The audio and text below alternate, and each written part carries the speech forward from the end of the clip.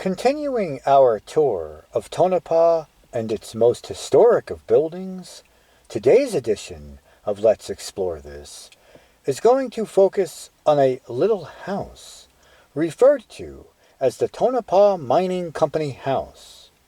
It does appear to be privately owned, however, so there will be no venturing inside. It will not even be possible to get a peek through a window for this one, as I will need to be a good distance away. Furthermore, I did not want to stick around this house for too long. A lot of footage for this house, therefore, may not be possible. Regardless, it is a significant structure and needs to be documented. So, the Tonopah Mining Company House. It is a wood frame residence located primarily on the western slope of Mount Adi, and it is primarily noteworthy for its architectural value. Overall, the unique design of the house and its high degree of historic integrity do contribute to its historic significance. Influence of the Georgian Revival can be found in its detailing, a style that is most notable in the central gable at the intersection of its L-shaped plan. So, the town of Tonopah is historically a mining town. That is fully reflected in the history of this house as well. Constructed in 1904, the Tonopah Mining Company House is historically associated with the Tonopah Mining Company itself. It was, in fact, built on mining ground as part of the company's extensive surface works to provide housing for its employees. Located near the Desert Queen shaft and operations, it was occupied at various times by mining company engineers and superintendents. Yes, the Tonopah Mining Company House, it most definitely should be preserved, not only for being such a well-designed local interpretation of a wood-frame dwelling, but also for its historic association with the Tonopah Mining Company itself. As such, the house was listed on the National Register of Historic Places in 1982, the document for which was used in compiling most of the information for this episode.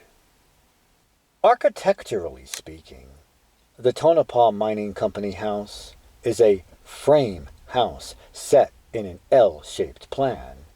It is 1 story in height and is covered with an intersecting hipped roof. 1 brick chimney and 2 stone chimneys, reportedly all original, do protrude through the shingled roof planes.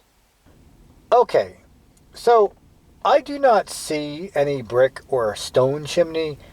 Yeah, there's that, but that looks more like a simple metal flue. Not sure about the chimneys here, if they are simply out of sight from the only angles I can catch, or if they have been removed. Let us just move on now to some other features. So, entrance to the house. That can be gained through a splayed entrance porch at the niche of the L. Accenting the entry above the porch is a large gable that holds a ventilator window. And as far as fenestration goes, a triple set of 1/1 double-hung windows can be found on the central wall below the porch.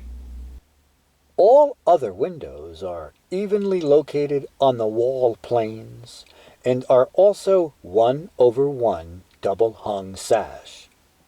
Exterior detailing does further include boxed eaves, molded cornices, and routed wooden porch posts. Reportedly, at least as it stood in 1982, the house was then in need of maintenance. Still, at that time, it is said that its original design had not been altered.